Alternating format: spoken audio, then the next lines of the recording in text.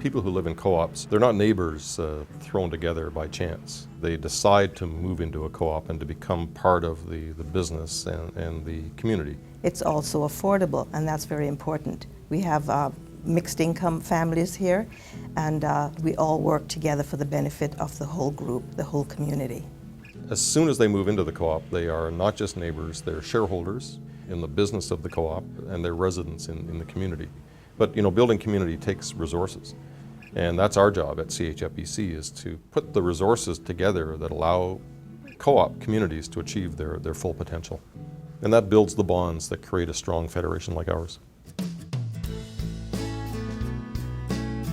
One of the first options that came up through some friends mentioning to us was potentially co-op living, and started to do a little investigating on co-ops in the general neighborhood in the area, and wow, I was really shocked to find how many co-ops are existing in the community. You go into becoming a parent, you've got daycare costs. So for us it was, how do we work with what we have rather than how do we make more to stay where we were, because that wasn't what was important. The space wasn't important. The time together was important. Right away, I love the fact that there was a really diverse community here. There wasn't just single people or just families. The one thing that really made me nervous when we were considering moving over to the co-op was the fact that I'm not the most social guy. I'm pretty outgoing. My husband's not quite so outgoing, and right away he said, this place makes me feel like talking to people. So I thought that was kind of cool. We want to do whatever we can to add value, and that means anything that a co-op needs on the capital or operating side, we want to make it cheaper and easier for them to get it. Partnerships is what it's all about. We couldn't do what we do, for example, without the active support of Vancity. They're a financial partner. They support us in the work we do with our members. We also have a strong and vibrant partnership with the Co-op Housing Federation of Canada. So we pool the resources, not just of co-ops here in BC, but co-ops all over the country. We provide a varied education service with education conferences, workshops that are either held in groups or done portably for co-ops. CHFBC offers a lot to building community within all the co-ops, such as today, having these education conferences brings the province together, really. The opportunities for education, conferences like this one, they're outstanding. They're outstanding. The online board training, for instance, is something we'll be looking at with a new board coming in too. And we provide a real focus for the community of co-ops. We provide a communication service that links members of housing co-ops together, makes them feel like part of a larger community. Doesn't matter where you're from, we all seem to have the same issues.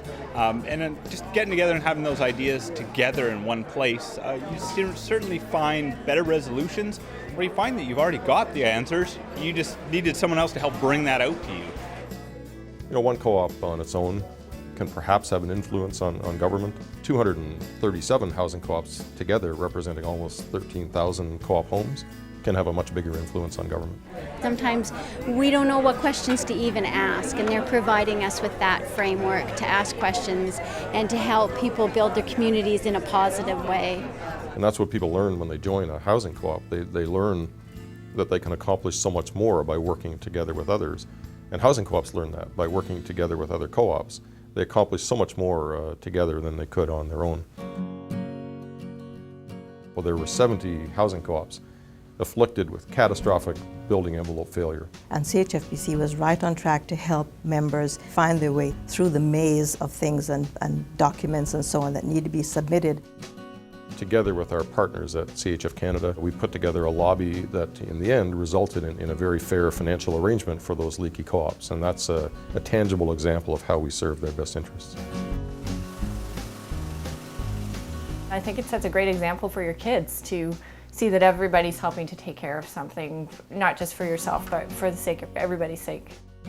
Living in a neighborhood where people look out for each other, and that you always have somebody that you can go and if you need help, or if somebody else needs help, you can be there for them. And it's, I just find it a wonderful experience. We know our neighbors, we get together for social events. It really does build community, and that does make it a safe place. I've never known my neighbors as well as I know here. It's been incredible because it's not just the outgoing people that live here. Everybody lives here. I love that our daughter's developing that sense of acceptance and embracing what makes us all different rather than what makes us all the same. We can inspire co-ops to see a future that might not be available to them now, but if they stick to the principles of cooperation, then they can be part of something quite enormous in the future.